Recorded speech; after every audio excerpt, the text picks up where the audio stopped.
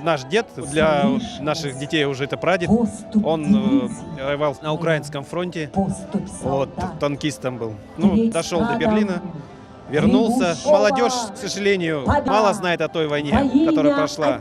Поэтому такие мероприятия им дает какие-то знания, чтобы они больше расширили свой кругозор и, естественно, ценили ту победу и ту память, которая у нас живет в всех сердцах.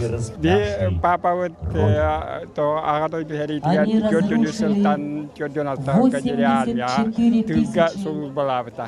Он набир эхабит блюзка тидик банавас сери агадой до серитен героя. Кин яханата вот. А блюзка тидик банавасти. Я в честь папы погиб в 1944 году под Ленинградом. Так что вот память наша. Это дочь. Я в честь дедушки тоже поставила. Сам я тоже ветеран труда. Вот. В речном училище отработал 1,5 года. Заслуженный работник транспорта. Так что как не прийти на такое торжество? Обязательно надо приходить.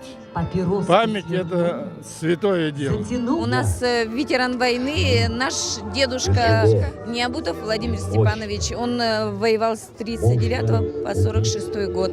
Поэтому мы чтим его память и никогда, конечно, не забудем. Из поколения в поколение будут передавать наши дети, мы, им и внуки. Я так надеюсь и думаю. Поэтому, конечно, очень хорошо, что все помнят и чтят это.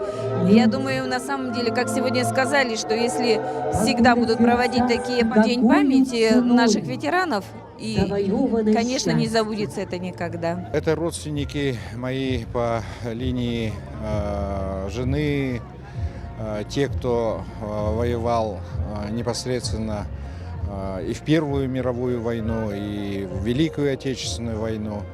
Это те, кто, многие из них не вернулись из фронта. Вообще сегодня традиционно уже в 9-й раз в городе Якутске проводим акцию «Свеча памяти». Сегодня мы зажигаем свечи в память о тех, кто обеспечил нам эту великую победу.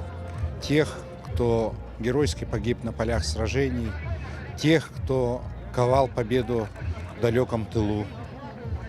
Я сегодня свечу памяти поднимаю за всех тех моих родственников, которые погибли и в войну, и в послевоенное время.